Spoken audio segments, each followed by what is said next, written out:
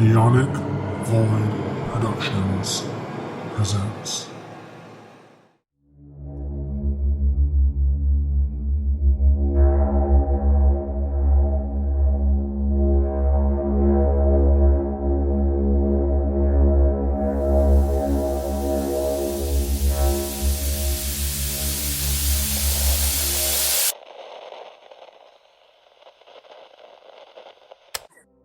No, I was just saying, I think in the recent stuff, what's happening with Mora is that because, every time she dies, like, time resets. There's the Mora engine, yeah. Yeah, and I think Sinister, he had a clone of her, or has a clone of her, and he was using that as, like, an advantage, so every time, like, his plans didn't go the right way, he would just kill the clone, and then time would reset. I mean, I haven't read the whole entirety of Sinister, but I read some of it. So. Oh, it's so good. Yeah. Mother Righteous is my favorite clone of Sinister. Yes. So she's definitely they're setting up a lot of things for her for Fall of X, and I haven't read all of it, but I did hear about what she did recently. I don't know if you heard about it, but with Mystique and Destiny, or. Oh yeah, I get what looks to be. She forced Mystique to shoot her. No, yeah, to stab her. I think. Stab her. Sorry, yeah, stab Destiny. I was like, they're righteous. Yeah, because apparently, yeah. Well, that's the other thing, and that could tie into Legion if we want to talk about that. Is Mystique? The reason why Mother Righteous was able to tell Mystique to kill Destiny and have control over that is because she has control over everybody who thanks her. Yeah. So, like, anybody who tells Mother Righteous thank you, basically Mother Righteous has like total control over them. That's why she was able to get Mystique or to kill Destiny. The reason why I was saying that would tie into Legion is because in the recent Sons of X issue that came out like last month, Legion also said thank you to Mystique or to Mother Righteous. So technically, Mother Righteous could do stuff, and Legion being extremely powerful, that might be a problem for the X-Men if Mother Righteous decides to use Legion, against them. But so it's gonna be interesting. But also, Storm's like, for every mutant on this island, we thank you, Mother Righteous. No! Yeah, totally. Yeah. That's the other thing, yeah. God damn it, Storm. I love Mother Righteous. She is she serves. Yeah, she's pretty cool. But she's doing a lot of things that, like, I'm like, I like her, but, like, they're doing a lot of things, I think, to set her up as kind of like a villain. Maybe Yeah, straight up. Yeah. And also we get to talk about, Blindfold. Legion's mother. Of course. We can't talk about Legion and not talk about Blindfold. Totally. Of course. Yeah. All right. So, do you want to start the episode or? Yeah, I was gonna go ahead and do the intro. So the way we're gonna do it is intro, introduce you. What would you like to be called for the pod? Would you like to be called Chris? You can call me Chris Barker. Yeah. Chris Barker. Yeah. Okay. Cool. Got that. Keep note of that. From there, we'll just go into kind of your comic books backstory and what got you into comics and why I'm a pretty new reader, but definitely love that. Oh no, we love that. Okay. Kind of get into that a little bit, and then what character you chose. Mm-hmm. So, because I've been messaging a lot of people in the Marvel Twitterverse. Yes. So, because I look at it like obviously this is gonna be a very small podcast compared to my other ones, as well as this is the new one. So I was like, what better way to talk about comics than get people from the fan base itself? So that's when I didn't like go on a mission. Yeah. Mm-hmm. And that I'm a huge fan of Cerebro. The Cerebro podcast that gave me the idea for that, and then it's like, why don't we just open it up for all of Marvel? Granted, we've been doing a lot of mutants lately, which is perfectly fine because I'm a huge fan of the X-Men. Yes. I've read mostly X-Men comics, so I've read a lot of X-Men comics and primarily X-Men comics. I've read a little bit of other things, a little bit of different events like Secret Invasion, but mostly I stick to X-Men. So, hello.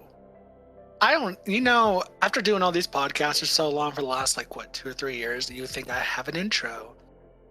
But it's not me if we don't. Hi, how are you? Welcome to House of Ideas. I'm your host, Devin, from all the other pods of Ionic Wood Productions. Today is a whole nother episode on another superhero in Marvel Comics, because we love Marvel here. Again, hi, my name is Devin. You know me for everywhere else. And today I am joined with Chris Barker from the Twitterverse. His handle, what's your Twitter handle? CEO of Legion. So CEO of Legion, we love that. So today he is joining me for the third episode of House of Ideas. Woo woo party. This one's been a few weeks coming, life and shit, and push it back a few times, but here we are. Sounds good. Glad to be here. Thank you for having me on here. Of course. Would love to have you on here. Yeah. So to get things going with the conversation, well, before then, in the description down below, you'll see a link to our link tree that'll take you to all the other podcasts of the Ionic Wood Productions. If you want to listen to a podcast on D&D, on mythology, books, horror movies, and other spooky stuff, all those podcasts will be in the link below, as well as the YouTube channel that will be in there as well. Otherwise, if you're listening to this podcast on YouTube, hi, how are you? Please subscribe. We would like to go places with this. So, with that out of the way, Chris, start things off. Tell us a little bit about your comic book journey. What got you in the comics? How long you've been reading the comics? What was your first? I kind of started. I read a few comics here and there. I've read a little bit of Illuminati. I think that's actually kind of where I started. And I read a lot of indie comics. So one big comic, of course, I got into is Walking Dead. Those are definitely more approachable, I would say. But I've read a couple indie comics here and there, and but I was never really into comics. I think until 3 years ago. It wasn't too far away, and I was watching Legion, which is of course what we're here to talk about, but I was watching the show that this character is based off of, and I just was in awe of everything, and I'm like, I have to check this character out. I have to see where he came from, what the source material is. So it's what I did. I just looked up every single Legion comic, and I went through pretty much all the runs he's been in, all his solo runs, everything. And I was very, very I loved it. I love reading it. And then through that, I kind of got into the X-Men universe, and I kind of got into that mode where I'm just I love this. I love not only Legion, but I love all kinds of these, all these mutants. I love them, and so that's how I kind of got into it, and I got into X-Men comics, especially is just reading Legion. So okay. So you've been only reading comics since about 2020? Yeah. Ish? Oh no, not 20. Well, it's a little before that. I think it was around the time where House of X, Power of X, the Power era started. 2019. Yeah, so it's a little before that, but yeah. Okay. I mean, but that's just X-Men comics is where I started. Yeah. I've been reading comics for a little bit longer than that, but yeah. So fair. I'll probably end up reiterating this per episode, but yes. With me, I've been reading. Oh God. Well, I've been reading manga for quite some time since I was a child. Yeah. Huge anime and manga fan here, and someday I'll do an episode on some anime and manga. Nonetheless, started there, and then always loved the X-Men movies, Spider-Man films, the MCU. I loved all the Marvel movies as a kid and growing up. I didn't really get into Marvel comics per se until probably about 2015 for Secret Wars. That's where I jumped in. Jonathan Hickman, you can have my money. Just take it. Yes, totally. That guy knows what he is doing 100% with everything. Hands down. And if you haven't listened to the Cerebro episode where the guest on that show was Jonathan Hickman, please do so. Yes. It's so good. Mm-hmm. But no, Jonathan Hickman can take my money, and he's the one that got me hooked into the Marvel comic verse. And then from there, I just went from like Fantastic Four to the Avengers, and then I didn't really do much with the X-Men. I did get like the Phoenix Resurrection, X-Men Red, but I came in like right before House of X, Powers of 10. Yeah. When that started is when I really got into the X-Men. I'm like, oh fuck, this shit's so good. Yeah. Jonathan Hickman, you did it again. They definitely just kind of ushered in this like wave of X-Men comics that was kind of just like so different, from what they did before. Not that what they did before was at all bad. I mean, there's so many good stories, I think, from both pre-Krakoa era and during Krakoa era, but it's just such a great thing. And I just loved it. I loved reading all these runs from Krakoa era, and like you said, X-Men Red is one that I definitely appreciated. I love the art in that book. Oh, I do too. It's because I came in right as Jean Grey came back to life. Yes, and I was like, yes, give me the Queen. Yeah, we love Jean. But Krakoa Age. As X-Men fans, we're all eating good over here. I don't know about the rest of y'all in the Marvel world, but we're eating good over here in the X-Men side of things. Mm-hmm. So the character we're doing today, if you have not already guessed, ladies and gents and others, we're going to be talking about Legion. Now, as per usual, I get my guest and I discuss with them on what character they want to do instead of throwing a character at them or look for a guest for me to do a particular character. I let them choose. And as per tradition, I kept that. And this week, Leon, a.k.a. David Haller. Haller? It's a Haller, yeah. Haller? Okay, I was right. Yeah. Dyslexic moment. David Haller. David Haller is, of course, the child of Charles Xavier, Dad of the Year. Yes. And Gabrielle Haller. Gabrielle Haller, yes, that's correct. Which I find that interesting. So Gabrielle Haller, a little background on her. From what I understand, she's a Holocaust survivor. She was a doctor. She's an Israeli ambassador. So she she was and for a long time in the comics. And that's kind of where the story starts for David. At least I think she was abroad doing stuff in France with for her job as an ambassador, and then David was joined her, of course, and that's where he first developed his powers was in France. So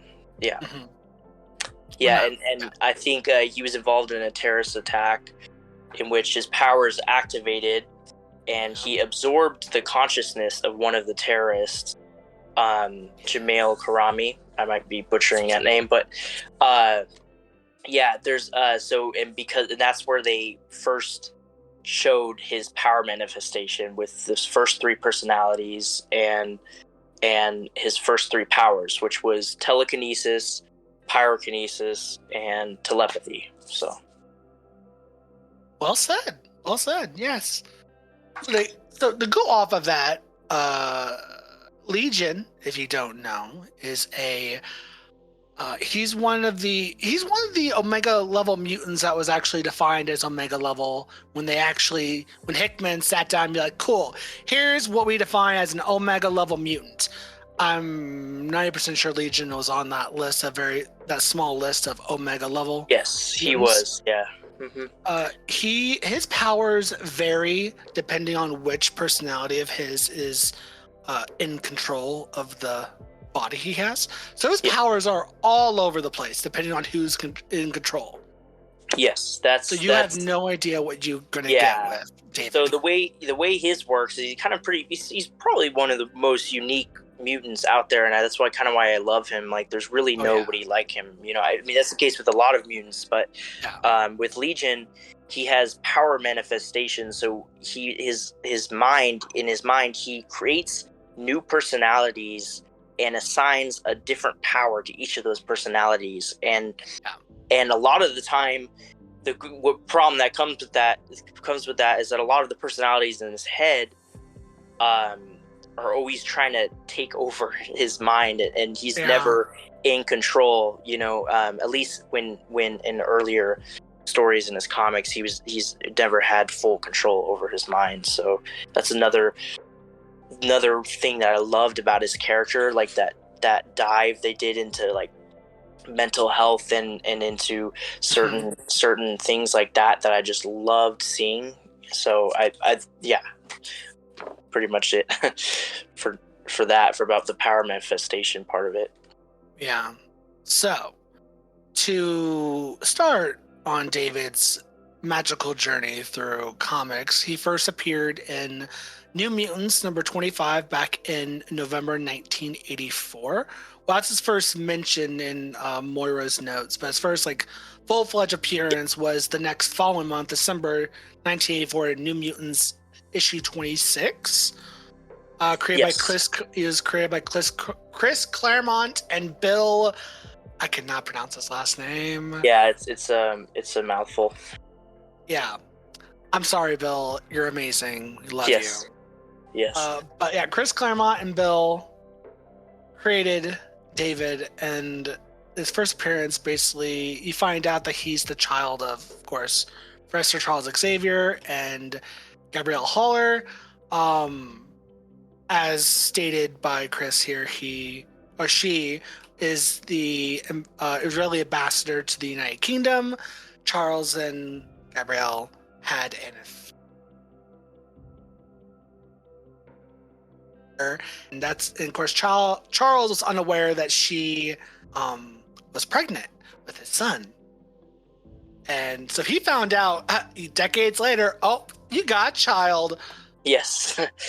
Yeah, it was kind of a surprise to him. I think if I remember correctly, in the original his comic book debut, they were visiting Muir Island, and I think Moira had a problem with David, and this was before Charles knew that it was his son, but he got called over by Moira, so he went and gave her a hand, and they kind of went on a journey inside his head, basically, and read and went through all his how his psyche works and how his powers work, and then it came to a point where Gabrielle told Charles, "Oh, this is your son.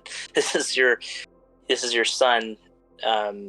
This is not just anybody. It's not just some random kid." But yeah, so yeah. And David, of course, met the sometime after the formation of the New Mutants, of course. And then, David turns out, he's born a mutant and he has the quote-unquote potential for superpowers. And, of course, as his powers did manifest, as Chris stated earlier. Yes, yeah. It was later suggested in Moira's journals that David's birth had been engineered by Moira and Xavier. That's much later. Yes. Yeah.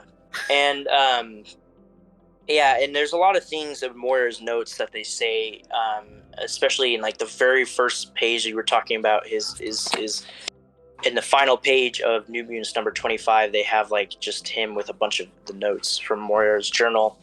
And one of those is they say that he was diagnosed with dissociative identity disorder, schizophrenia, and autism. So he was diagnosed with those three upon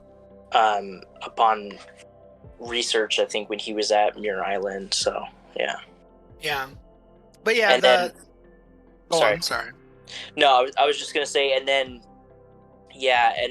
I, of course, with the his X gene, he's definitely dealt with a lot throughout his comic years.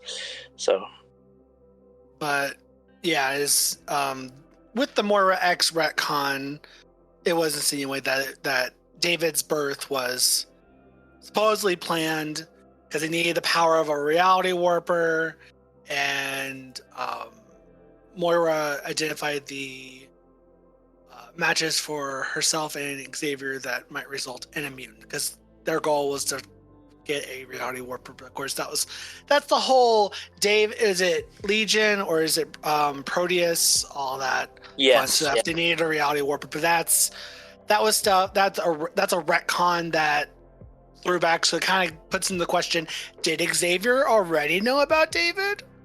Yeah, there's a lot of open questions there and stuff that I feel like could be explored in future comics. Definitely. Again, Charles, Dad of the Year, the best parent ever, because he's weaponizing a bunch of children or anything. Mm-hmm.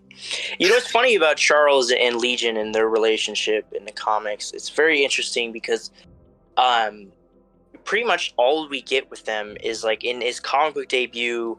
We get one moment at the end of those first couple issues that we have in the original New Mutants run. We get that moment where they're hugging and they're hugging and Charles says, "I'm never going to leave you and I'll be there for you every step of the way." And that was Where was that, Charles? Huh? That was a complete lie, apparently. So, but yeah, then we really didn't get any. Like, we got a little bit, like a couple panels of them together, but really, like, I mean, he did not make true on his promise. And then the one time, and one of the really things that I really love about his recent solo run, Legion of X, is the one thing they really explored, and the writer creator of that book is Cy Spurrier. I love him so much. He's done so much for David in the comics. But his recent solo run with Legion, one of the things that they explore is the relationship between David and Charles, and how I love how there's always that thing with David where like mutants as a whole have been hated.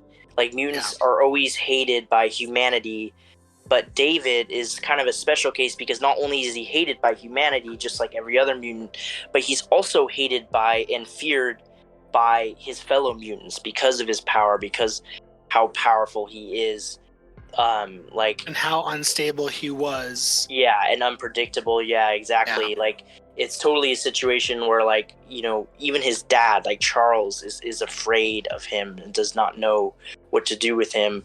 And we kind of get to see a little bit of that and a little bit of explored. And I love that in the Legion of X run. So that's one of the things I appreciated about that.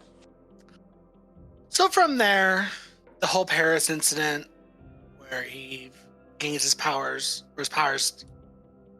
become apparent, and he absorbs one of the psyches of the terrorists that from the attack in Paris. And then from there we go back to Muir Island. Yes. And this is when David was in his late teens, and he had gone from being catatonic to being oh god, I lost my train of thought. Are you talking about the Legion Quest event? Yes, I think that's the Legion Quest event.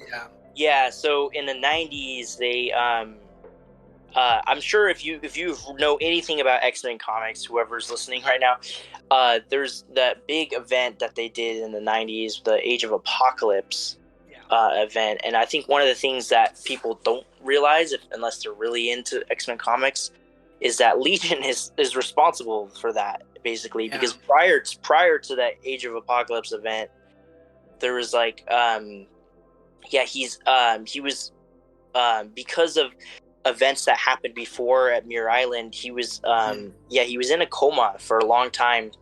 And Mystique, who kind of wanted revenge on him, on David, because he killed Destiny.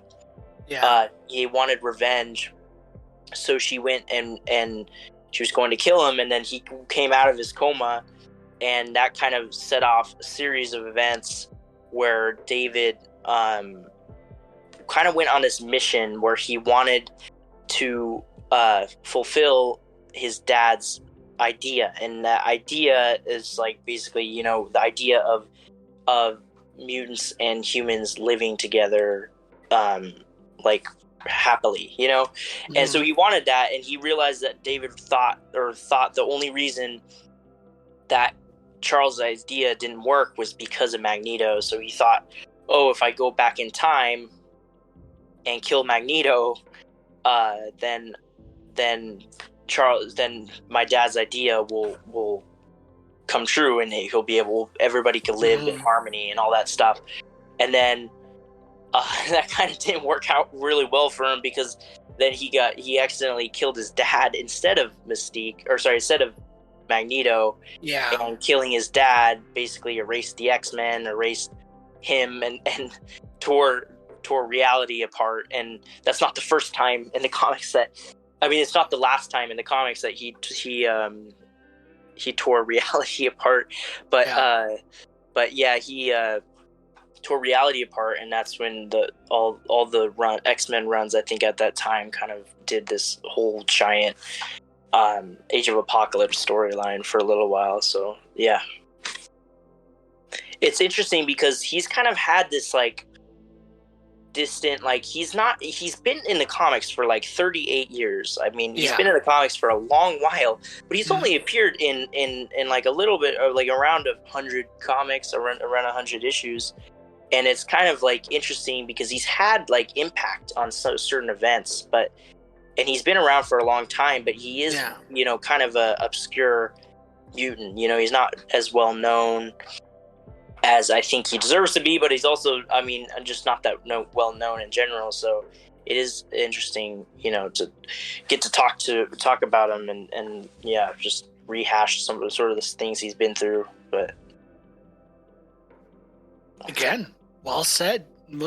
Exactly. I mean, sorry, I go on a rant a little bit there. Oh no, go on a rant. You are perfectly fine. I love the passion of when people get caught up in talking about some of their favorite characters. And I'm assuming Legion is one of your favorite, if not your favorite. Yeah, it's my all-time favorite character in the comics. So it's true. Yeah. But by all means, pop off.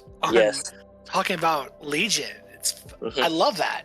But no, yeah, as Chris was saying, that there's a bunch of events that happen on Muir Island, the absorption of Moira and some of the other New Mutants into his psyche, blah, blah, blah. It's where he also chooses the name Legion, which I love, because his alternate personalities with Xavier, when Xavier entered David's mind, that's where he said the name "We Are Legion." Yeah. From a biblical quote, from the name from the Bible, a biblical reference. And I'm like, oh, I love that.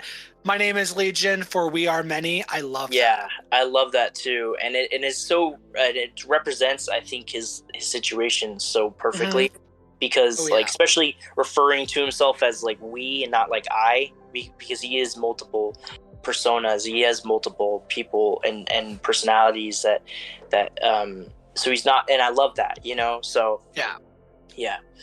And then I guess, I mean, kind of after all that Age of Apocalypse stuff and everything, he doesn't show up in the comics for like another 15 years, and it's kind of a long time after all that, after that passed. And then he kind of just shows up again for the first time in post 2000s in the New Mutants run written by Zeb Wells, and Zeb Wells hasn't had a good track record, or I mean to say, because Zeb Wells is actually a good writer, but he's been getting a lot of crap for a couple recent things he's been doing with other comics. I heard. I've seen it. Yes, with the Spider-Man run, but he's definitely done a lot of questionable things recently. But as far as like he's had a lot of good comics too, and not even like Legion comics, but he's done a lot of other X-Men comics that are really, really just awesome stories. Like the Hellions he did that. I love that.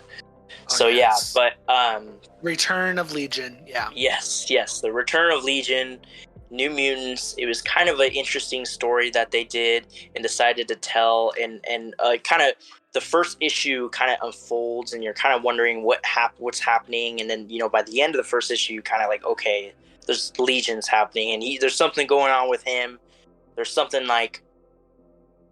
going on with his personalities, and one of the things I love about that run is it not only is it's the first time they really introduce you to all these new personalities that he had, because prior to that they've only had him have like three different personalities, and in this run they have, it's so chaotic, and I love it. I love how chaotic it is, and just like, and how like unpredictable he is, like when he was fighting the New Mutants team and fighting everybody, and just like with the different, and I love how it was written, how there was this like stuffed bear, like there was this like toy bear in his mind that was like passed around, and every time one of the personalities was able to grab this stuffed bear that was in his mind, they were in control. It's like this. It's the steering wheel. Yeah. Yeah, totally. And I love that. And I like how it's totally. I love how it's represented in different ways. That the way his personalities work. I love that.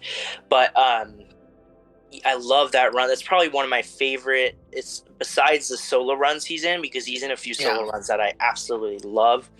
Besides that, I really appreciate what they did with the New Mutants run in 2009. I think that was awesome. I think that was like pretty cool. I really admired that. So to go into the Return of Legion and how that plays out. So this is, of course, after Bishop's attack and the whole storyline with that. Legion, of course, disappeared into somewhere that they called no time, air quotes. Yes. From there, that's where David encountered the psyches of many of those psyches, and splintering many more times to create hundreds of more personas, all that fun shit. There's a lot in his brain, ladies and gentlemen. There's a lot going on there. And that's where he was found by Magic. And then she, of course, made contact with one of his alters and brought him back to Earth in exchange for his promise to help her destroy the Elder Gods to get her soul back. Yeah, exactly. That's exactly what happened. And then, and I mean, I don't know if anybody knows what the the gods of Limbo are, but they're these pretty powerful beings in the comics, and that's kind of where the run ends. Is like he kind of goes through all those situations, and then he ends up helping Magic defeat the gods of Limbo, and that's pretty powerful thing to do, and so it was definitely kind of a roller coaster ride in that run, but I loved it. I loved every second of it, definitely. Oh yeah, which I would go into more detail on what happens with that on a Magic-centric episode. That's mostly all centered around her, of course. I love Magic, by the way. She's like my favorite mutant, I think, after Legion. I love her so much. I love her with the whole, what was it called? Not X-Men The End. It was it Doctor Strange? Where she was Sorcerer Supreme? Yeah, it's where she was Sorcerer Supreme and Doctor Strange died, and she was just floating around in limbo. I actually didn't read that one, but I've totally seen. I've heard about it and seen it, and yeah, I've read a lot of her recently, especially. But I love her. Yeah, so I would definitely be up for reading that. So good. To round it off at the very end, of course, he gets to Utopia and the X Club with Rogue and Danger, all that fun shit. Mm-hmm. He's also after all of that, and he helps Magic, and they kill all the Elder Gods and all that fun shit. Yeah. Legion is honored his part of the bargain, and he removes the Elder Gods from reality. Mm-hmm. And that's, as you said, that's where it ends there. And then Legion joins the X-Men. Woo! Yeah, there's definitely, I think around that time in the comics, they kind of like decided they kind of wanted to work and try to make him rehabilitate him. Yeah. And then I think it was it X-Men Legacy run? Not his solo run, but he was in a couple X-Men Legacy, and that was the thing where is they kind of like, what is it? Dr. Nemesis, I think, worked with Charles Xavier to try to catalog his powers, try to like make it a situation where, you know, like he could have control over them. Yeah. And Dr. Nemesis kind of messed up on that one, because that kind of led us into Age of X storyline. I don't know if you know about anything from that, but basically the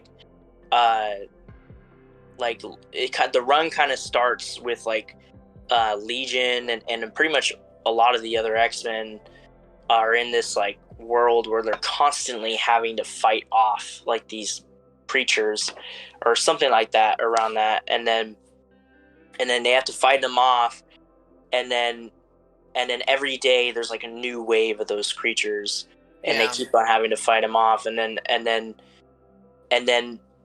I think Legion comes to this realization that, oh wait, this whole world was created by my mind. Like this whole world is like, and then he finds out that one of his personalities, who's like, I think like looks like Mora, if I remember correctly, has like the entire universe trapped inside of a box, and then he basically like realizes that this is his doing, this whole like pocket reality that he created, and then he dismantles it and then puts everything back to normal. But it definitely was like a whole thing, and it was interesting to kind of see that unfold. Because that was I think that was the storyline where that's where they were fighting off a bunch of the Nimrod Sentinels.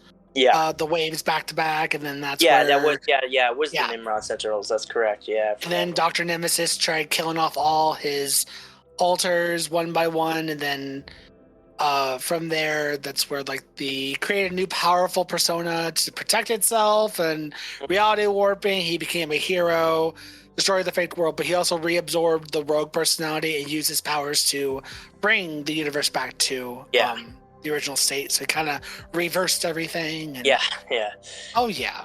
That was a good one. It was pretty good. Yeah, it was pretty creative, and some of the character designs they had for the X-Men, because I feel like a lot of the X-Men, they had like other designs that were specific to that pocket reality. Like Cyclops, I think he even had a different name. It was like Berserk or something. Yeah, I love Cyclops' design in Age of X. It was pretty cool. Oh no, yeah, agreed. Because I hate Cyclops. I have a deep hatred for Scott. But no, that version, the Age of Apocalypse version of Scott was pretty cool. Yeah. I will give him that. Obviously we're not here to talk about Scott, but I don't hate Scott by any means. I love Scott, but he is kind of like a Boy Scout for me, and I feel like he's kind of one of the more bland mutants. I mean, there's definitely a lot to him and a lot to his family, of course, but and I love him, but I could get what you mean by that a little bit, but yeah. Oh no, when I get around doing a Scott episode, I'm gonna roast that Boy Scout looking bitch. I hate him so much.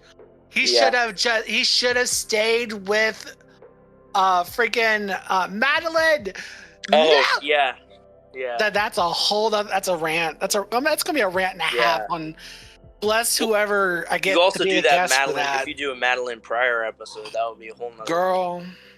Madeline Pryor is queen icon. Yes. I'm the Goblin just Queen.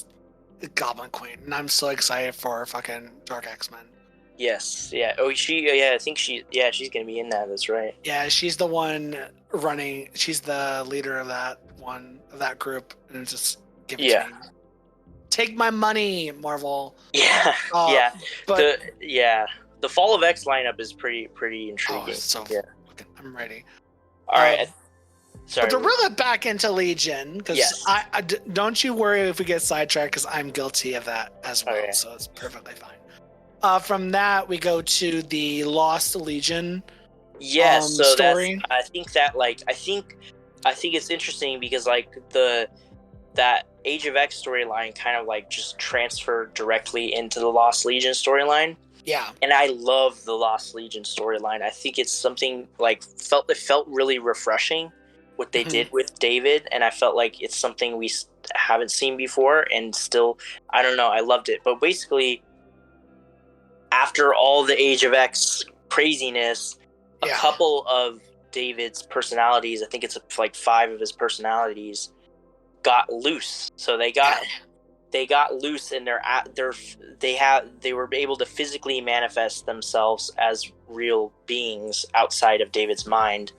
And it's I think it's and so basically Xavier it tasks David to go and retrieve them. And I think the team is David, Magneto, Frenzy, and there's a couple other ones in there that I'm obviously missing that are obviously important, but and I love that run. And basically it's not even too long, and it's obviously part of a run, but I love that story of them just trying to retrieve the different mutants, and it's basically what it is. It's and basically all these 5 personalities that have escaped are led by this one personality called Styx. And Styx is one of David's personalities that has the ability to if he touches anything, that he makes it whatever person he touches is now his slave, basically. And so I thought that was really, really cool, and it felt like a real threat for David, fighting his own personality. And I felt like that was something, I don't know, I loved what they did with that, and seeing all the different personalities, see them actually physically manifested outside his body. I loved one of the ones that I really loved from that is Endgame, which is one of his personalities that had armor that could adapt to different situations. I thought that was pretty cool. But great.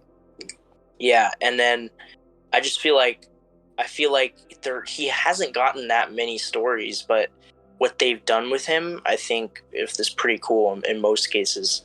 I wouldn't say all cases, because there's definitely a few things in his comic history that I'm not happy with, but we'll definitely get to that in this episode, I'm sure. But oh no, so he goes on the hunt for all the rogue personas, and he ends up while capturing the last one, he accidentally absorbs Rogue, the mutant Rogue.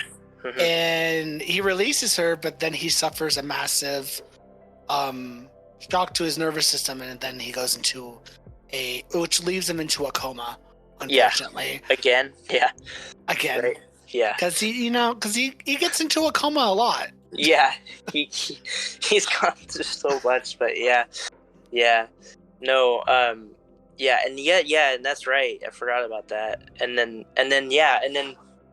it goes straight into Quest for Control from there. The Quest for Control? Yeah. That's the one right after that, where he recovers from his catatonic state, and he at some point he ends up on the shores of Spain with his father. Oh, yeah. That I'm trying to remember that one. Yeah, was that in X-Men Legacy run, that same run, or no? Let me look just to be sure.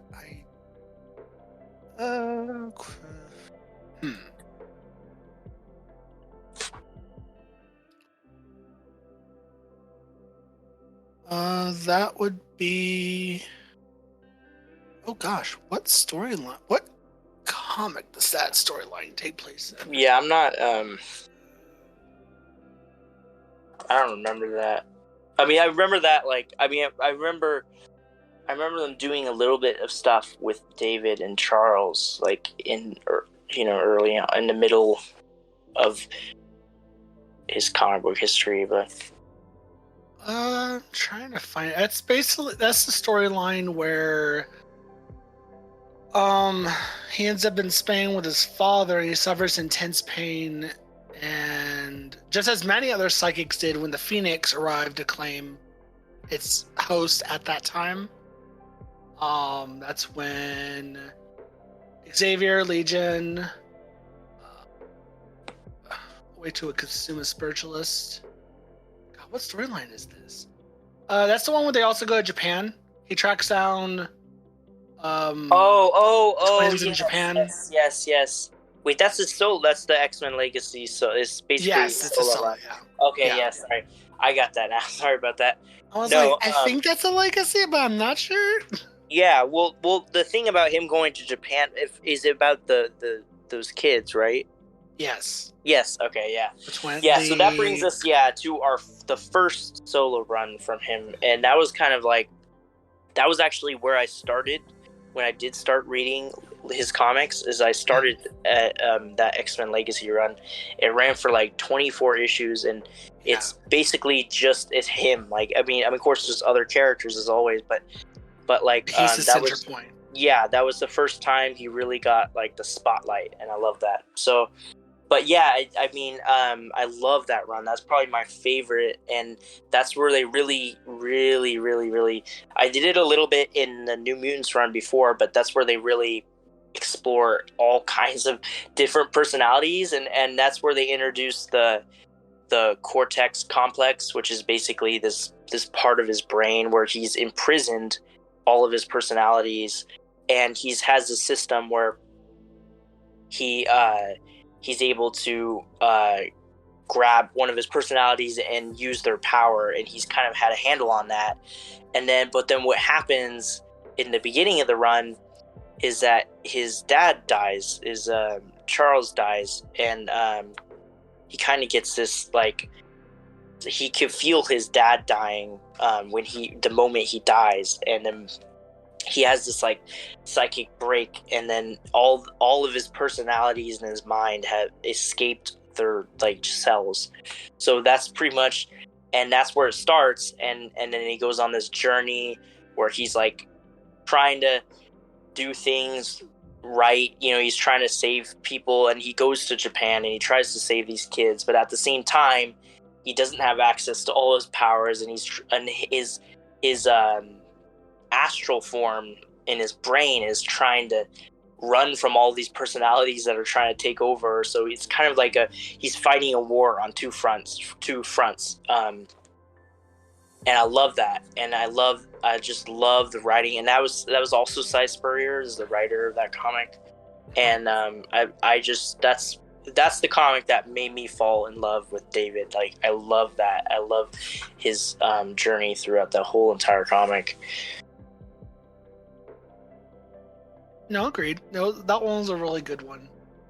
And then that's also where they kind of introduced, that is where they introduced the relationship between Ruth and David. And Ruth is someone who I love her so much. I love her almost just as much as David.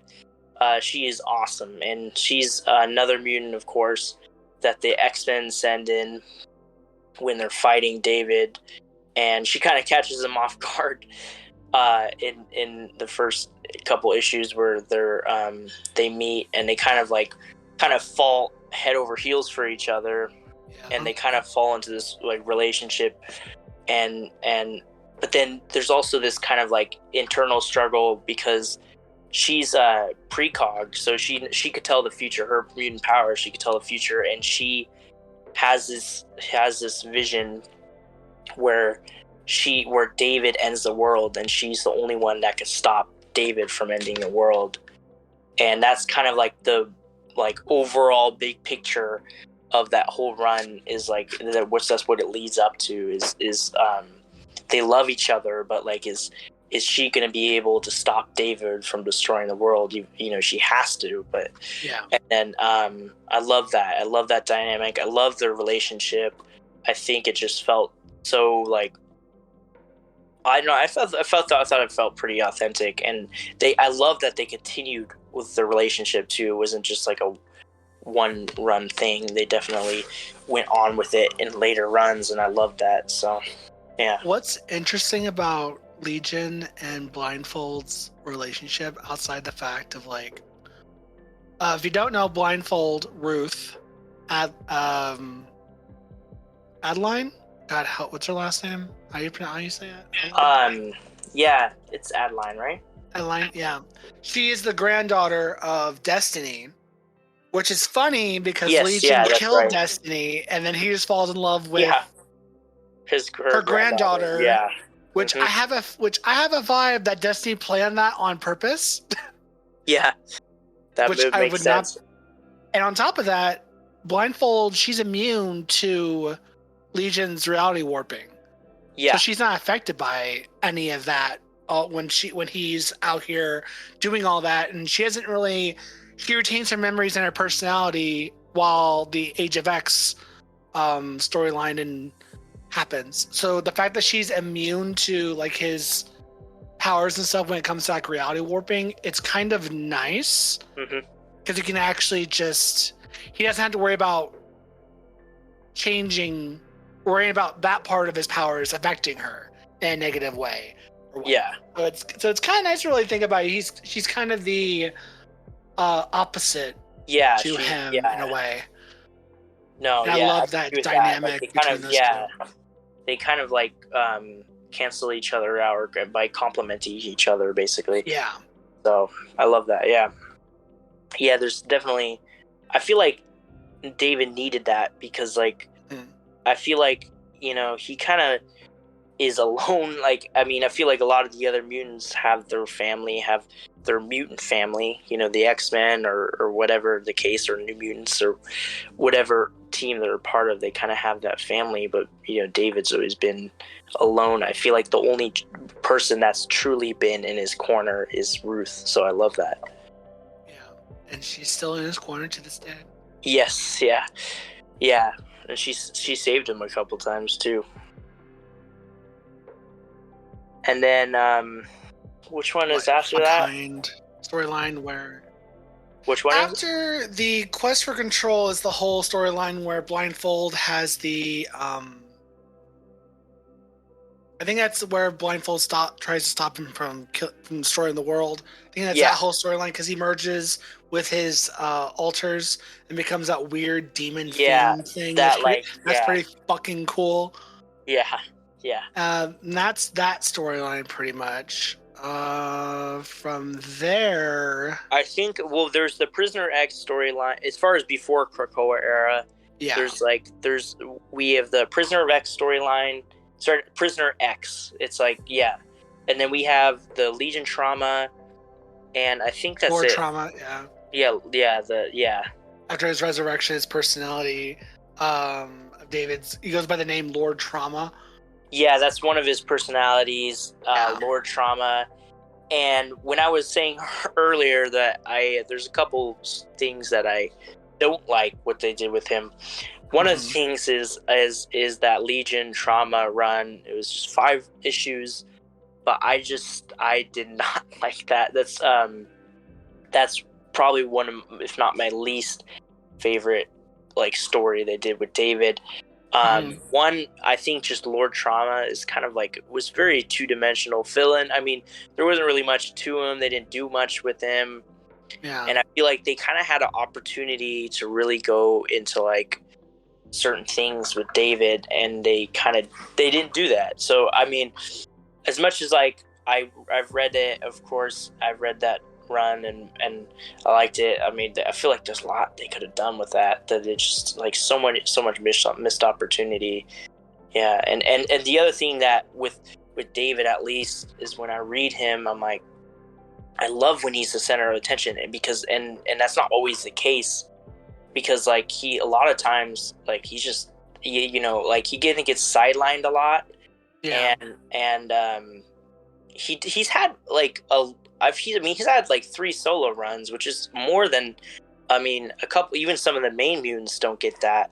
Like I think Cyclops has only had like 1 run or maybe 2 runs or 1 like official solo run.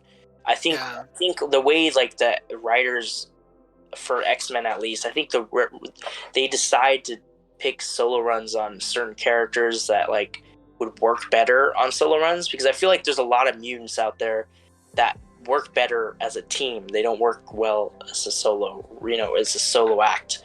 And I think that's fine. So I think that's why like mutants like mutants like Sabretooth and Wolverine and Legion and have solo runs, because like they work better on their own, but they also work well in a team too, and we get to see kind of both sides of that, which is kind of cool. I don't know, that's my opinion. Agreed. There's a whole method of them on which mutants they choose to get solo runs, and which ones not to, or whatever else. And of course, Legion has does have a following even back then, so that's why. Yeah, he has a kind of a weird following. It's funny because I'm on Twitter, and like I'm a Legion account. He's in my bio, he's in my banner and my profile picture, and I tweet not too often about him, but I definitely make it known that that's my favorite character. And every once in a while, like I'll find like a couple other people on Twitter who like just love the character just as much as I do, and I kind of love that. But it's kind of rare, because like I don't see it too often, but I do find like there's a small handful of us, I think, that love the character a lot, and it's kind of fun to have common interests with people, especially when there's not a lot of people sharing that common interest. But yeah. Oh yeah, fair. Sorry, I got sidetracked because they released panels of Immortal X-Men 13 and Selene versus freaking God, what's his name? Selene versus God, what the hell is that guy's name? Exodus. Oh, Exodus. Oh yeah, I love Exodus. I definitely want to see Storm. And Storm has to come in and save her from Exodus. Yeah, Anyway. I've read some of the recent stuff. I read all of Dawn of X, and I've read like pretty much all of Reign of X, and Destiny of X. I've read like a few runs from there, but not a lot. So I kind of got to do a little bit catching up before Fall of X. But same here. Yeah, and I kind of like there's a lot of like X-Men discourse on Twitter now about Fall of X, so I kind of want to be able to contribute to the conversation, because like I said, I've read a lot of Krakoa stuff, but not everything. So, but yeah. To reel it back, Lord Trauma, that was a thing that happened. Yes, that one was a little weird, as you were putting it. It's not the best storyline of his. Yeah, it wasn't great. Yeah, execution was kind of messed up. Then after that, it was the X-Men disassembled, and that's where Legion sees a vision he sees a vision where X-Man, which is Nathaniel Gray, and his Horsemen of Salvation attacked the world in order to bring the X-Men's vision to. Yeah, and it's interesting, that run. That was also not my favorite, but when I read it, it was interesting because like, I was reading and there's kind of like, there was all this weird kind of stuff happening, I think, with the weather and everything. And then there was kind of this question of like, who's behind all this? Like, it's just in like the first issue or the first couple issues. and then you're like, well, I knew going into it that Legion was in it, and I knew going into it that X-Man was in it. So I'm like, it's either X-Man or Legion is behind it, and then obviously it was X-Man, and then Legion kind of teams up with the X-Men to fight Nathaniel Gray. Yeah. And then it kind of goes south, and then somehow Nate Gray takes over Legion's body, if I remember correctly. I think that's right. Yes. So X-Man fights the X-Men in Legion. Yeah. Who teleport X-Men to a copy of his home reality inside his subconscious. From there, X-Man saw past the ruse and took control of Legion, so he could use his power to kill the X-Men. From there, nothing would improve with the X-Men around. The X-Men made all the X-Men present disappear, including Legion, leaving him by himself alone in his unconscious. Yeah. The guy's like, get out, go away. Yeah. Be gone. Yeah, X-Men is interesting to me. I haven't read too much of him. Part of that is because I've read, a lot of different stuff, but he's not in Krakoa era, post-Krakoa era a lot. So he's like, he's kind of just there. Yeah. No, but I like that run. It's not my favorite. Some of the things they did. But then that leads into the Age of X-Man from there too. Yeah, the Age of X-Man, Prisoner X, that little spurt, pocket 5-issue thing, I think. Yeah. Yeah. That was kind of like interesting. It was like, I think that kind of did a switch up because Legion was working with X-Men with Nate Gray. Yeah. Which was interesting because, like, the previous run of the Disassembled, he was working with the X-Men, but he switched sides, and then he was like, I think it was Bishop and Polaris. Yeah. And, they were kind of like in this pocket reality that was like a prison. I kind of like that stuff. Weird. Yeah. Yeah, it's like, but that's the other thing about Legion that like is so like he's just a weird, like, kind of like a weird character. Like every time he shows up, like he's unpredictable, like there's always some weird things going on, and like I feel like that sometimes could benefit the story, sometimes could not benefit the story, but exactly. It depends. But from the Age of X-Men, because by the end of it, I mean, he's freed by X-Man, and then he returns back to the real world after he decides to release the mutants he trapped there. And then pretty much after that goes into the Krakoa era where Legion Reborn. That was Way of X. I think that's where they started him off. Yeah. And it's interesting because one thing about Way of X and even Legion of X is like that too, because that is the two main runs that he was in Krakoa. As it's both of those, like, and I'm totally fine with it because I love Kurt, but both those runs are like just as much Nightcrawler runs as Legion. Like he kind of shares the spotlight with Nightcrawler, and I'm fine with that because I kind of like Kurt and the journey he's kind of been on lately. But and then he gets resurrected, right? Yeah, and then he gets captured by Orcus, and brains harvested.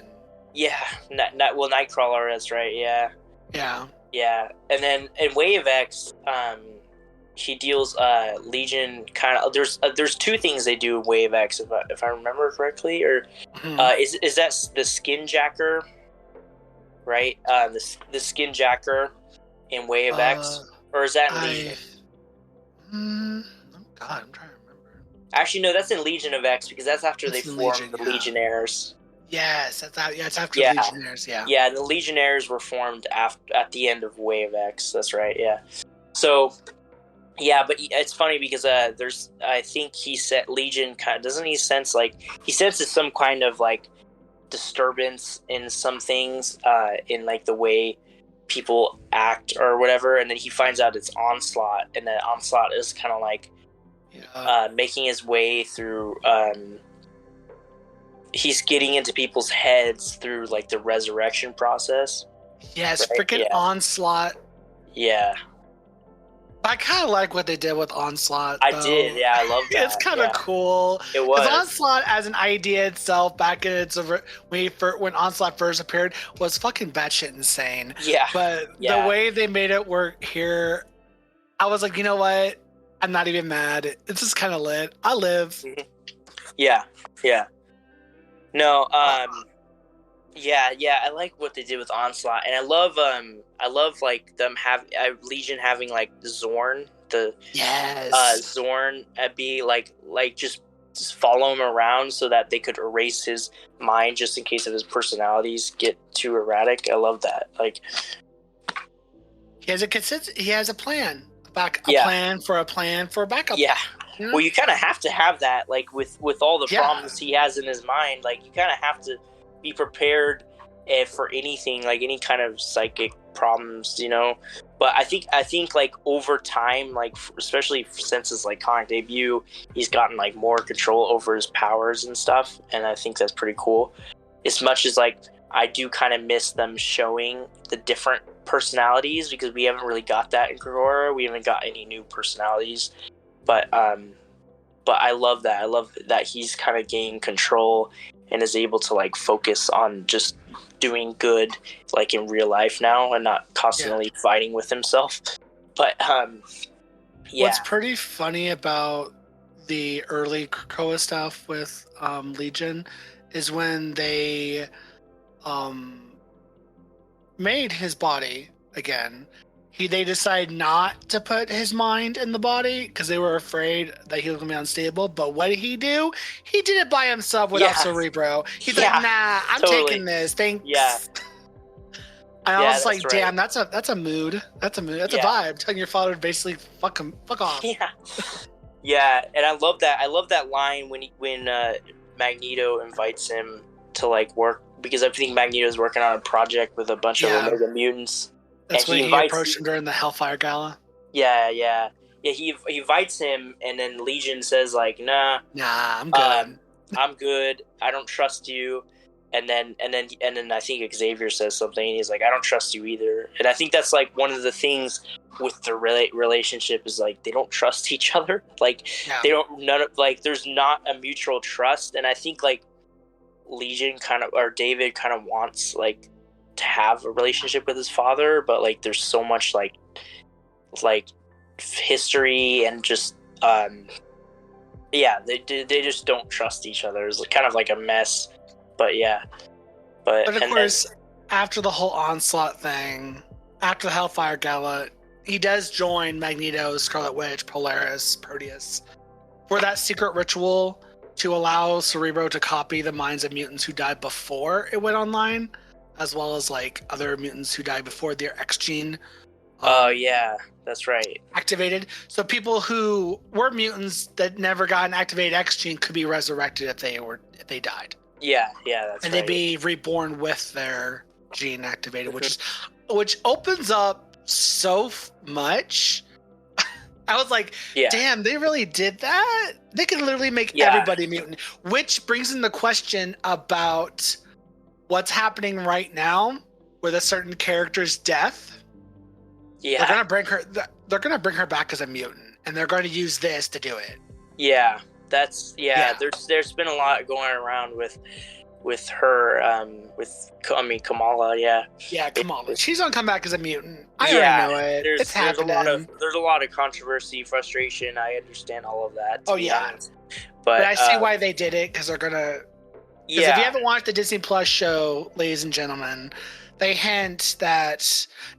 they strongly imply, they say the word mutant and everything. Yeah, they say, that she's a mutant at the end of it.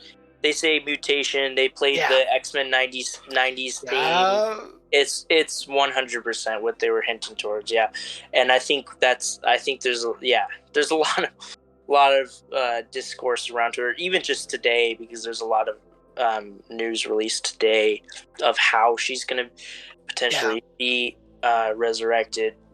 Mm-hmm. And so, but yeah, Legion sets the groundwork for like Kamala to come back. Because my guess is how they're going to work it is my guess, if I was going to do that story, I would be like, cool, Kamala is an Inhuman, sure. She became an Inhuman before the X gene activated. So when she died, oh, look, she has an X gene. We're going to bring her back. She's not an Inhuman anymore. Which also brings in the question, what's her mutant power if she comes back and she doesn't have her Inhuman abilities? Yeah, which just brings a whole other question. It's definitely going to be kind of interesting to see how they handle that whole thing. I don't think there's going to be a lot of like optimism for like the whole fan base going into how that is going to be handled, but I mean, Zeb Wells gave himself a challenge. We'll see how it plays out. Yeah. I mean, I read it. It's not as bad as people made it out to be. But I'm just like, Kamala. I get why they killed you, but girl. Yeah, and I have a lot of friends on Twitter who are really into the champions, into like Nova and Miles. Champion. And I think because Kamala was a champion. Yeah. I think like there was kind of like a lot of frustration on their part of like Kamala dying. Of course, Kamala dying in the first place, but also. Yeah. Also, her not dying with the champions, her dying in like a Spider-Man run, which is kind of weird, why would they do it that way? But fair. That is absolutely fair. Yeah. And then Legion set up because I was wondering, because I was hearing on the discourse that obviously they're going to bring her back, and I was like, how are they going to bring her back? But reading this and seeing what Legion did, I'm like, okay, I know how I see how they're gonna bring her back. I see what they did here. So people that have X genes that they don't have activated X genes, they can just bring back. Or people that died before Cerebro's creation can come back. Which just, man, that's a lot. Yeah, they could literally bring back a shit ton of people that don't even know the X-Men even existed, and then just brought back to life, living their life. And all of X is just gonna be really good. It's gonna be really good. I'm excited to see where all this goes and how this paves the way for future things and outside Kamala and all that. Yeah. There's a lot of stuff to look forward to, but also be worried about. Anyway, but about I mean, I think we're kind of at the end of the journey there for Way of X, at least. Yeah. But at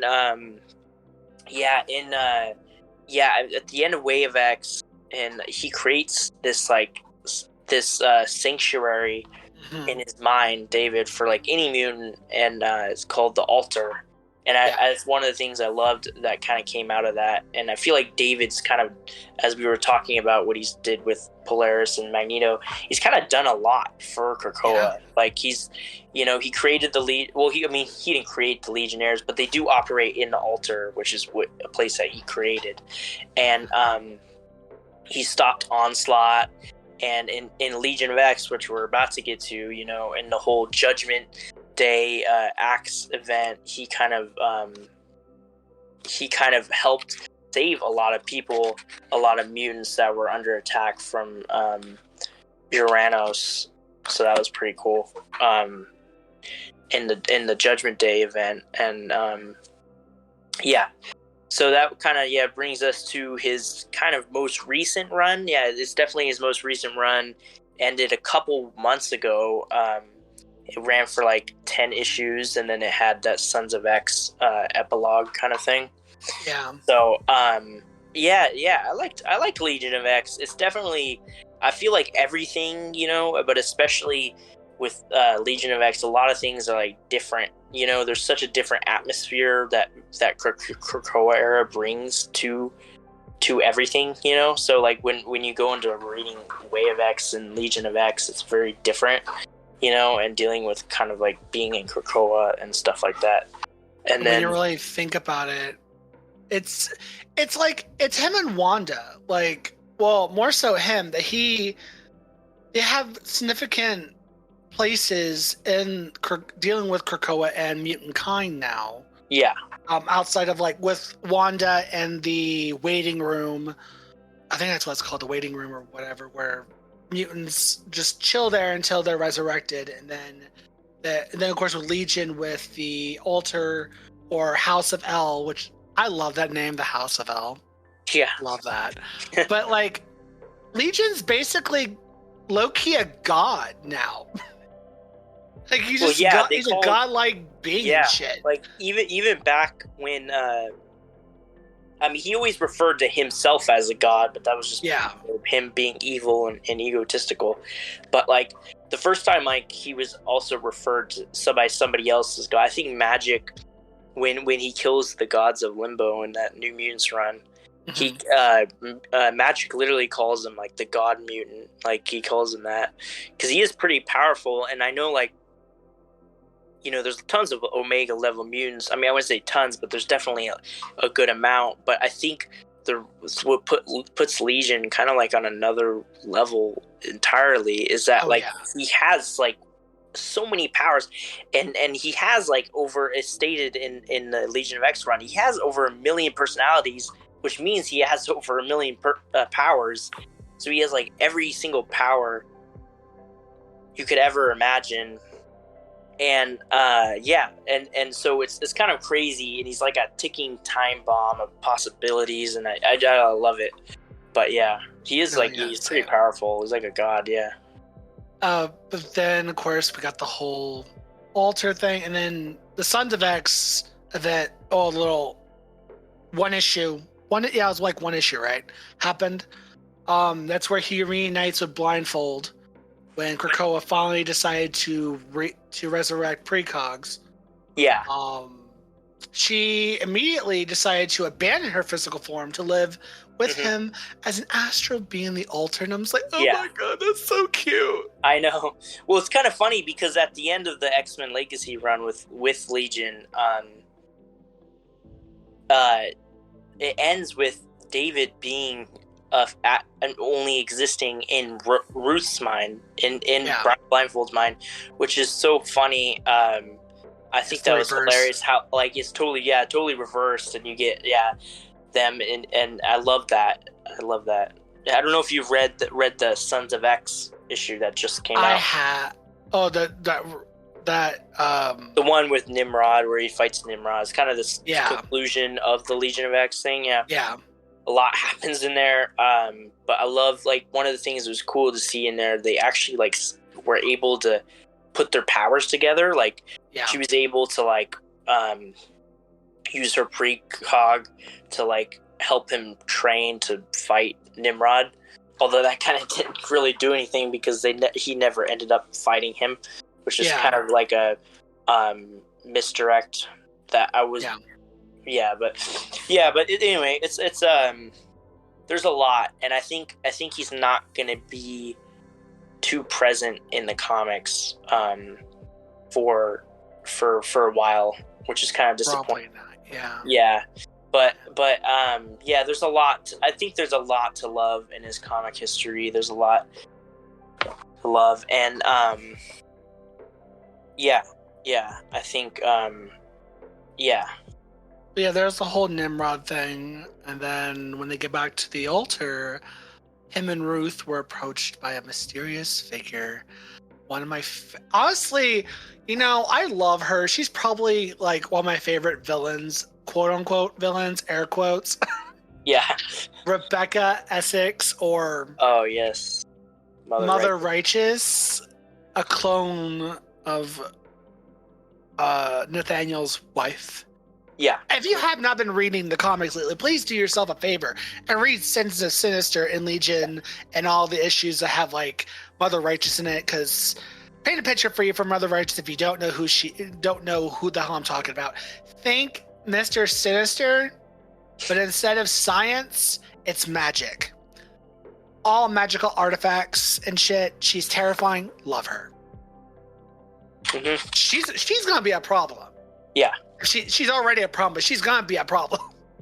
But she approaches them, and she used her powers on Ruth, and showed them many possible futures, as well as something happening presently with Loki at the time. Yeah. And then she offered David a deal for more power in exchange for his warship. He talked it through with, of course, Ruth, who was there. Yeah. And after she told him, I would love you either way, he remained undecided on whether to take the deal or not from Mother Righteous. Yeah. Which I'm just like, Legion, David, I don't know if you should take that deal or not, because she's gonna be a problem. I mean, I don't think she's gonna be the reason for like the fall of X necessarily, unless she has something to do with Captain Krakoa. Yeah. But there's she's gonna be a problem. Yeah, there's definitely setting her up to be like not the main antagonist, but a major player in Fall of X. So she seems like she's gonna be a type of person that's in the background moving chess pieces. She's not the villain per se, but she's behind. She's in the background watching the villain and using them as a chess piece to get what she wants out of it, or try to set up a situation where it benefits her in the long run. Yeah, Until something big happens where she's like, it was me the whole time. Yeah. She's definitely just like Mr. Sinister in the way that she's like manipulative. Oh God, yes, but I think she's far more sinister, but than Mr. Sinister. But that is a lot. That after the whole interaction with Mother Righteous, that's last time we see Legion. That's right. As of right now, because that was recently. So as of right now, and that's he kind of like he kind of ascended like into some kind of weird place. Yeah, and it's not the first time he's like disappeared or weird stuff. Yeah. So, so I he'll be back, of course, but I'm sure he will. Yeah, sure he will. Yeah, and then I mean that's kind of he's been through a lot, like in the comics through 38 years. It's been 38 years, I think. His comic history, he's been through a lot. He's been through a lot for someone who's only been in like 100 issues, so that's pretty crazy. No, exactly. And then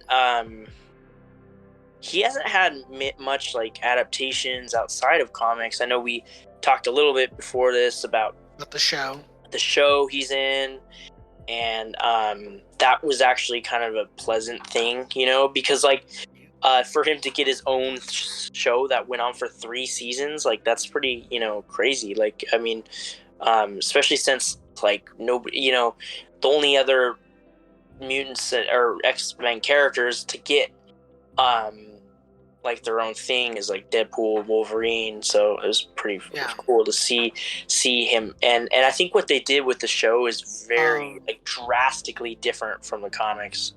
But were you say something? Yeah. I hope, because I know the show ended, and of course my ass needs to finish the show, but I do hope he does come back in some way.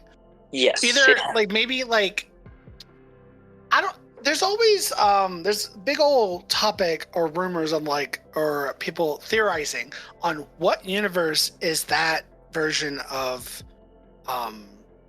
David from in. Is he in the universe as the Fox X-Men? Yeah. Is he not? He's not. I mean as far as what the creators have talked about, like it's totally under Fox, of course, but it's not connected to the X-Men movies at all.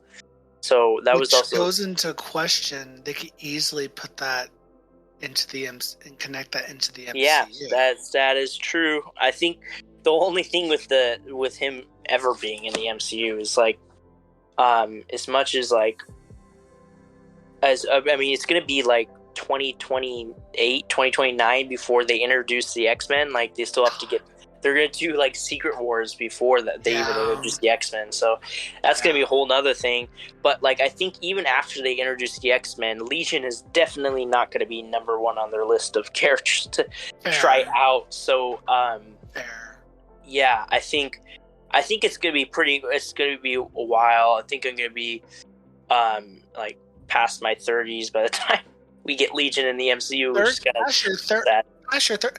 Wait, Chris, I have a question for you, and I can cut this part out if you want me to. How old are you?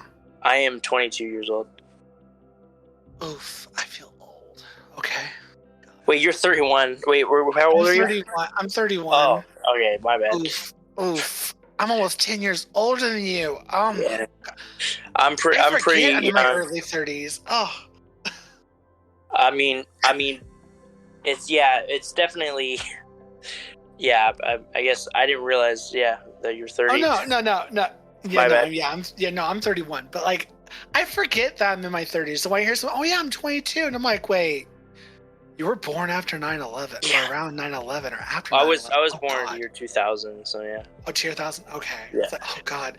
Yeah. But I definitely did not know what was going on when that happened. So it sends me in a whirl when I meet people who are like, oh yeah, I was born. I was an infant during 9/11, or I was born after, and I'm like, oh yeah, God, my back. Oh God, I was 4th grade. Oh yeah. No. Yeah. It's funny. It's a funny thing. Anyway. Yeah. Funny situation. I think the only project, back to Legion, that I could see Legion being in, because they're bringing everybody in, and I have a feeling he is going to be jumping universes and shit. Mm-hmm. My guess would be Deadpool 3, if they bring him in.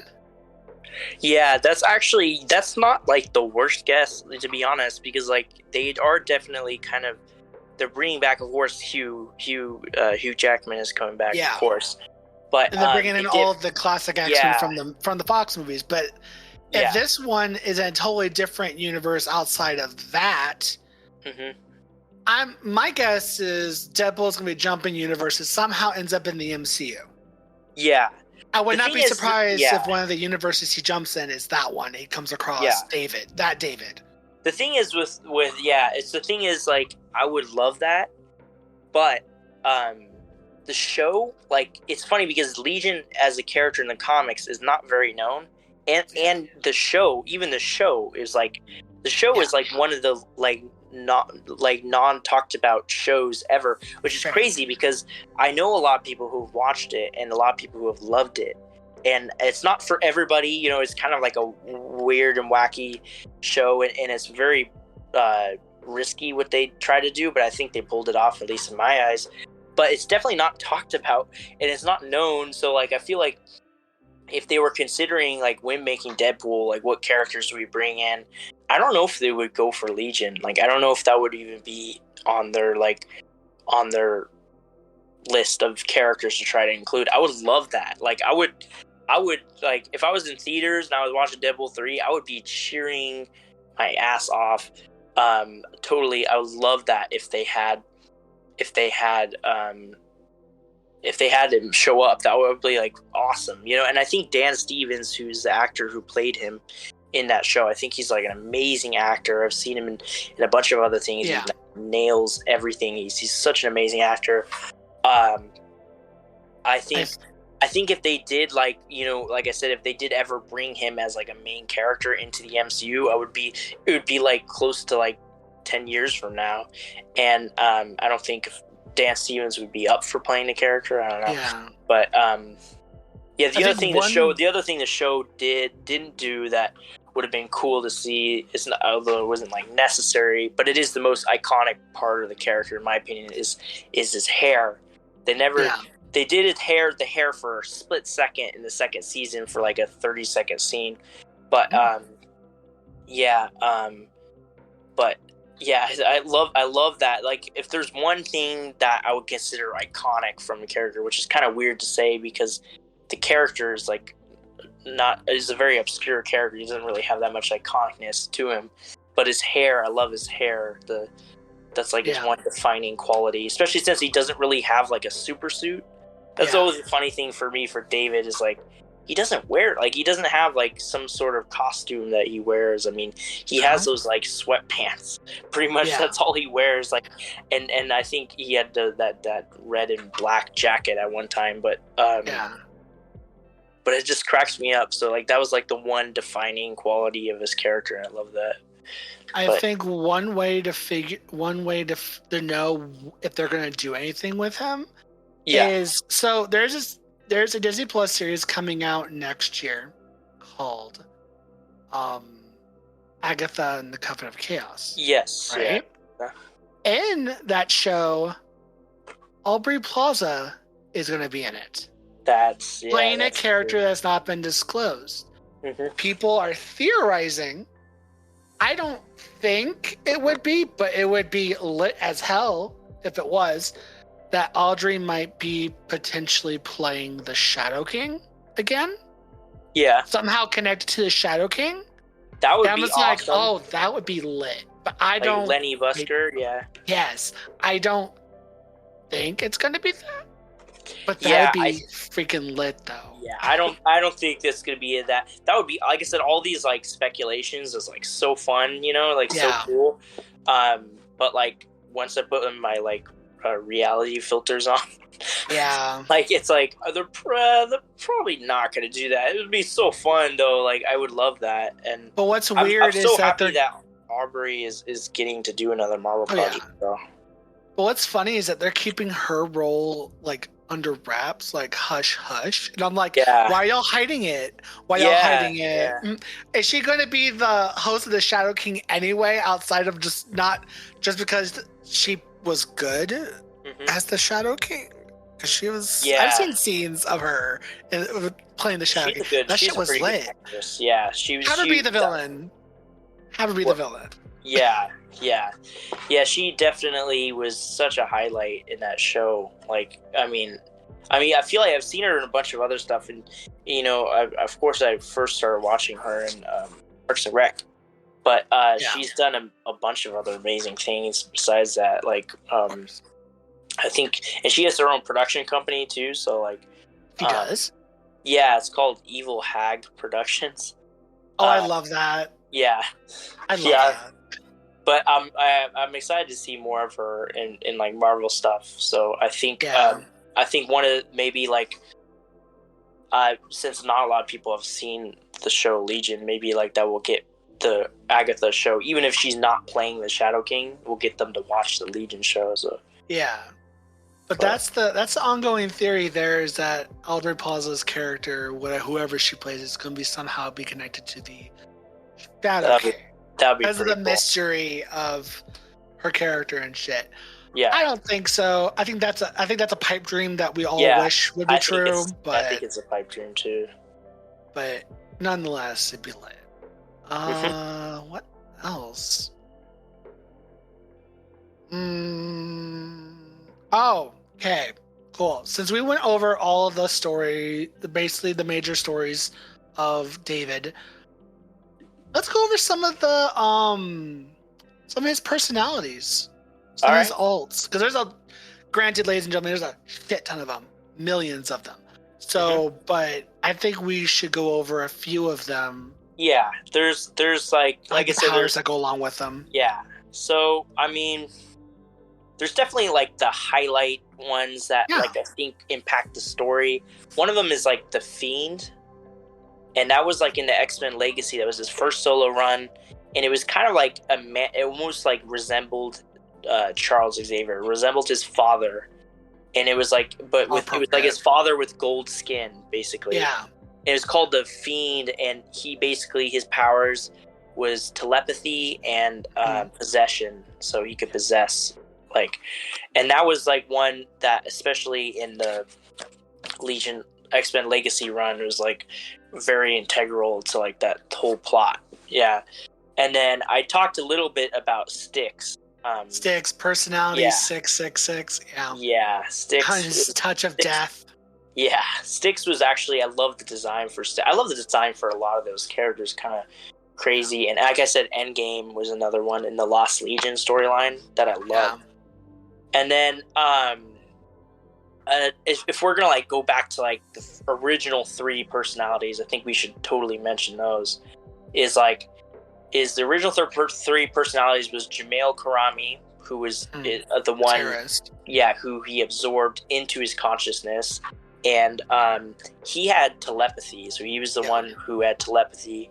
And then there was Jack Wayne, was another one who had telekinesis, and he was more like the most evil personality, Jack Wayne, out of all the three.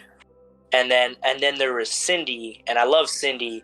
She's like this like punk or like punk rock teenager, and she had pyrokinesis. So that was like the first three personalities they established as his like original three powers and stuff like that. So I love that. And then other ones that kind of like are worth mentioning for me. Like, sorry, were you gonna say something? Oh God, which one was I gonna talk? The Legion, personality number 5. Yeah, it's, you know what's interesting is I go on websites and I look at that and it says like, oh, the Legion, like that's like one of his personalities is named Legion, which is weird to me because there's really no personality of his that's named Legion. Like they never do that. It's the Legion is more referring to like the entirety of all his personalities. Yeah, like that's what's weird about it. Yeah, it is weird. It's like more like the culmination of all his personalities. Another word they use for that is in the X-Men Legacy run is Gestalt. They called that, and it's actually I think a German French word. I don't know. Yeah. It's some word that means like, it basically means like a hive mind.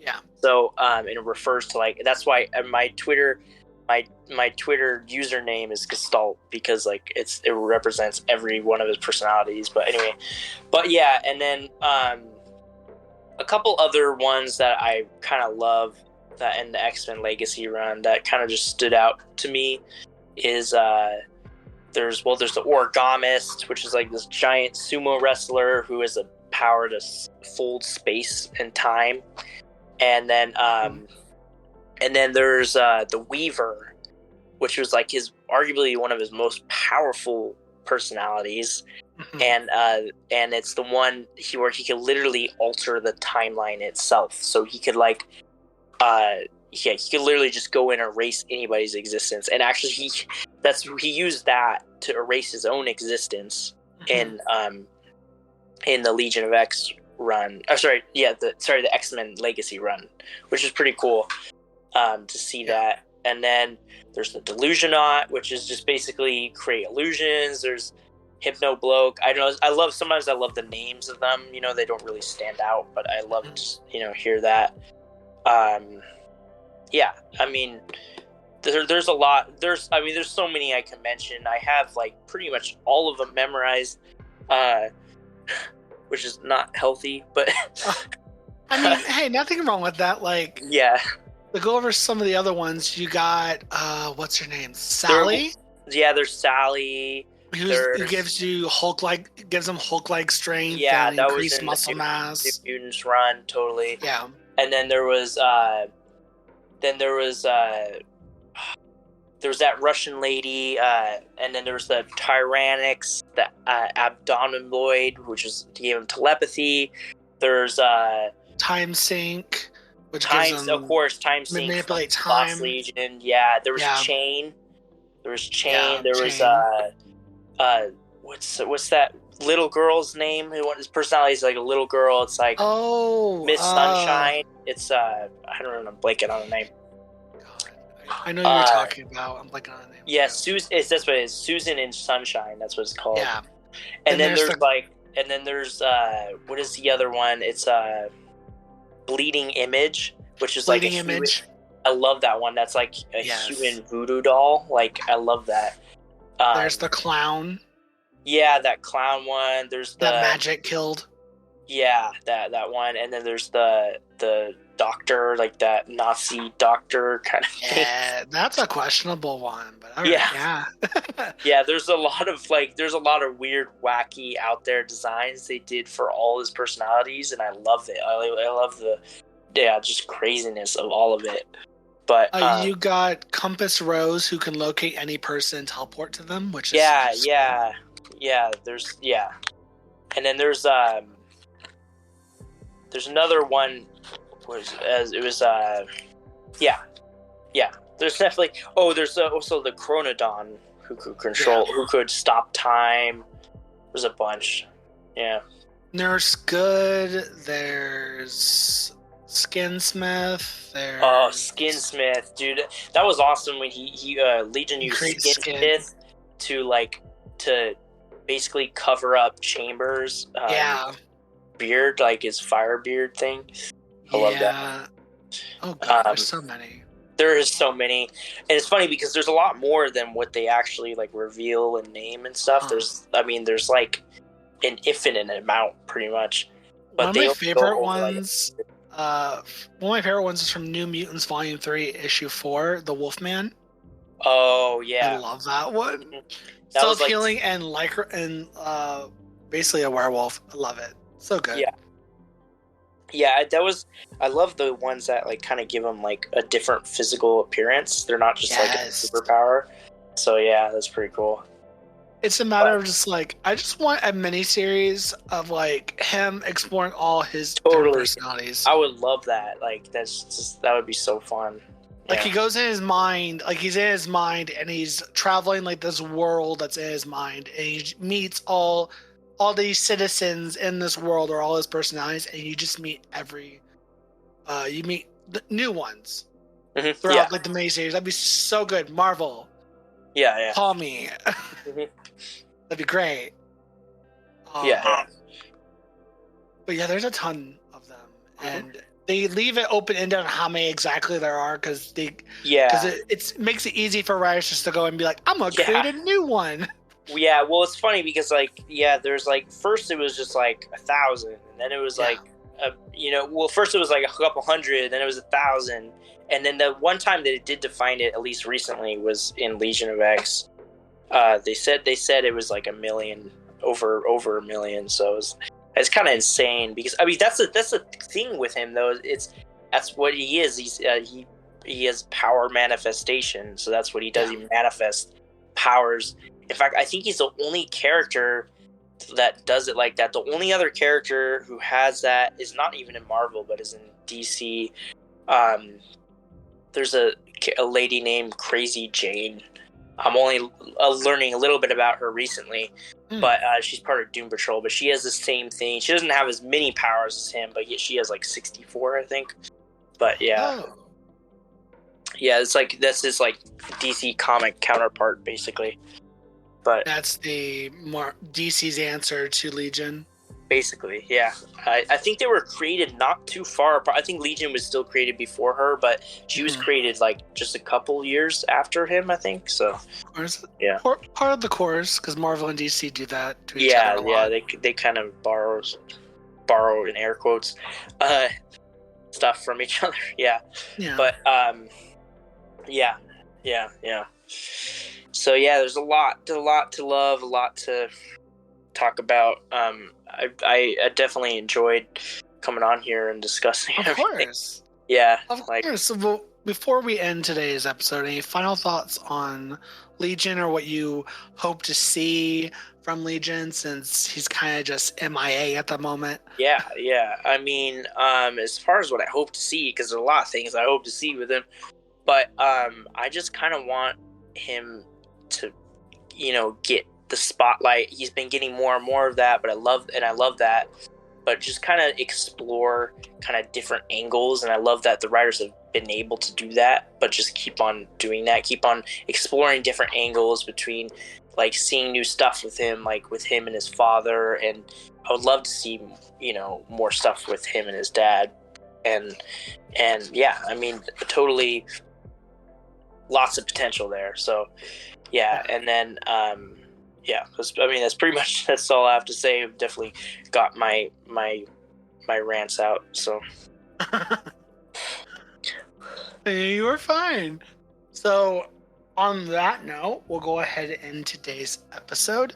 Where would you like to plug in yourself? Are you doing anything currently that you? I am not doing anything currently. I'm just kind of just doing my own thing. I don't really have anything going on, but if you want to follow me on Twitter, like I said, my handle, my @ is CEO of Legion. So feel free to follow me on there if you like X-Men or just want to follow me. I'm totally fine with that. I'm on there daily talking about comics and movies and stuff like that. So of course, yeah. The link for that will be in the show notes if you want to. That'll take you directly to his profile and such. But Chris, thank you for joining me today as we talk about Legion. Thank you for having me. Of course. If you ever want to come back again, you find another character you want to talk about, don't hesitate to hit me up because always welcome comebacks from guests. I might just take you up on that maybe. Hey, I'm open to any character. It doesn't have to be. Marvel's the main bag of bones, but like every so often, if I come across somebody who's like, "Hey, let's do something from DC," or "Hey, let's do some anime manga," sure, I'm open to it. But for now, yeah, Marvel's the bread and butter. Yeah.